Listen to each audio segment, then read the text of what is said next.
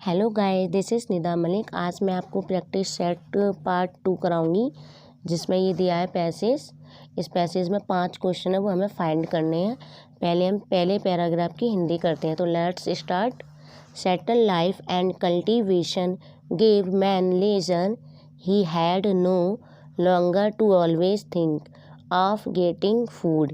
During spare time he could make stone tools, hoes or pots, and weave cloths.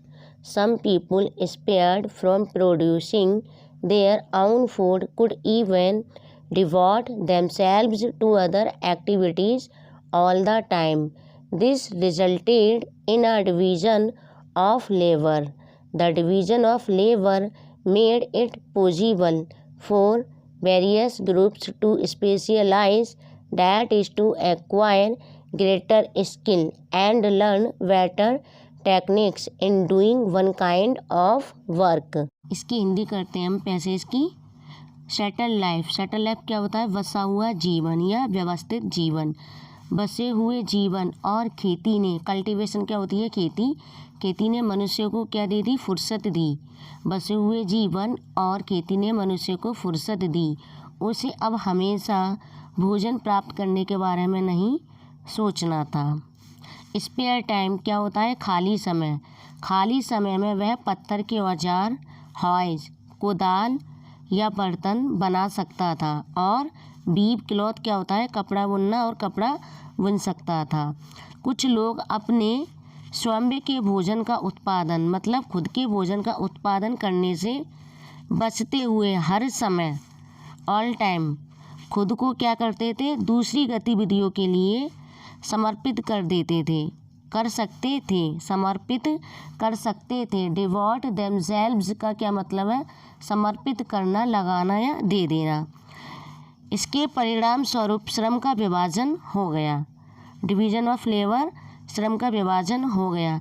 श्रम के विभाजन ने विभिन्न समूहों के लिए विशेषता हासिल करना संभव बना दिया, यानी अधिक कौशल हासिल करना और एक तरह का काम करने में बेहतर तकनीक सीखना।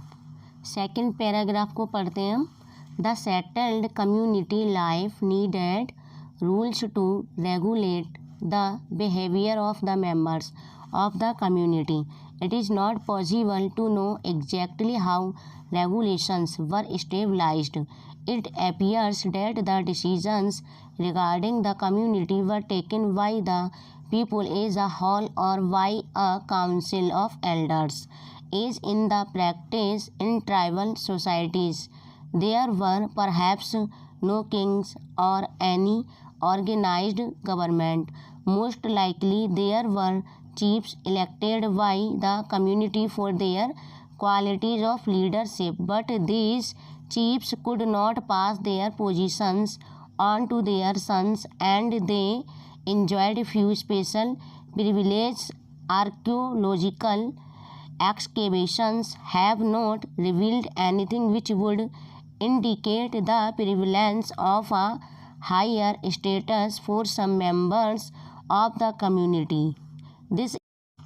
This is also supported by the study of life in many tribes in modern times.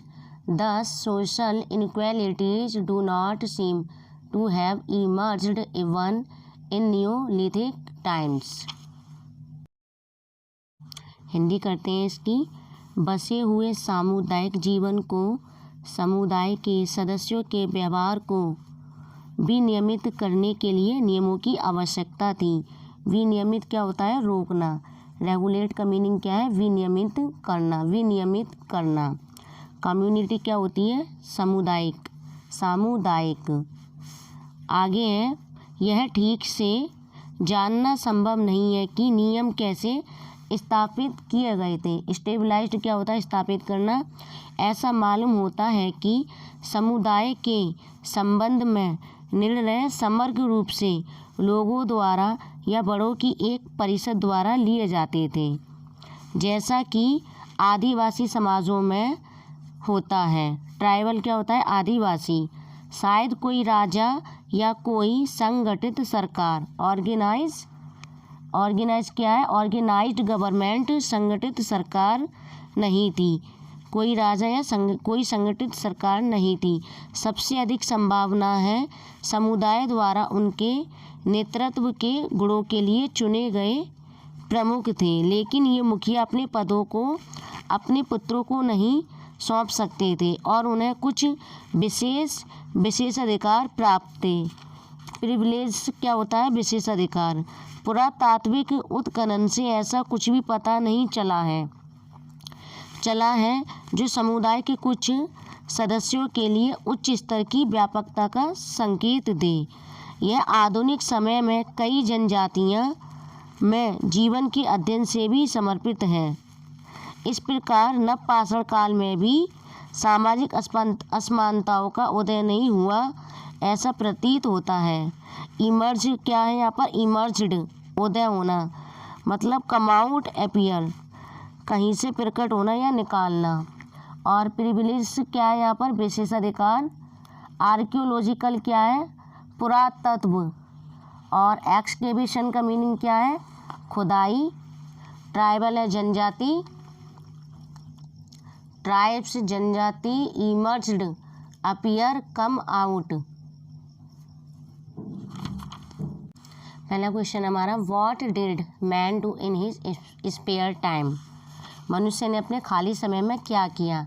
तो पहला ऑप्शन है मेड स्टोन टूल्स, पत्थर के औजार बनाए। सेकंड है मेड हॉयज और पॉट्स, कुदाल या गमले बनाए।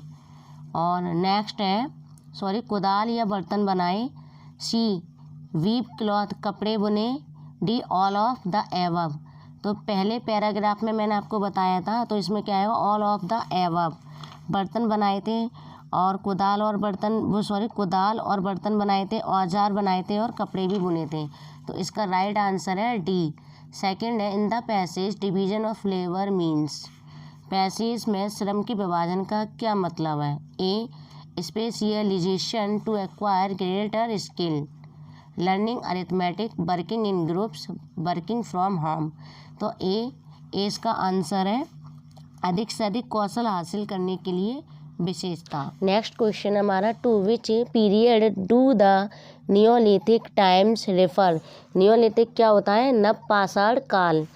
तो इसमें क्या पूछा है? नवपाषाण काल का उल्लेख किस काल से है? तो हमने कौन सा एज पढ़ा है इसमें? Stone age. तो पहला ही आंसर है हमारा latter part of the stone age. A right answer है। पाषाण युग का बाद का भाग। 24 chiefs were elected by the community for their. तो प्रमुखों को समुदाय द्वारा उनके लिए चुना गया था। जो चीफ थे समुदाय द्वारा उनके लिए चुना गया था। तो इसका राइट आंसर है बी, नेतृत्व के गुण। बी इसका राइट आंसर है। लास्ट क्वेश्चन है the meaning of privilege. Privilege का मतलब क्या होता है? मतलब विशेषाधिकार। इसका मतलब क्या है? तो इसका राइट आंसर है बेनिफिट, सी, लाभ। इसका राइट आंसर है C. Thanks for watching video.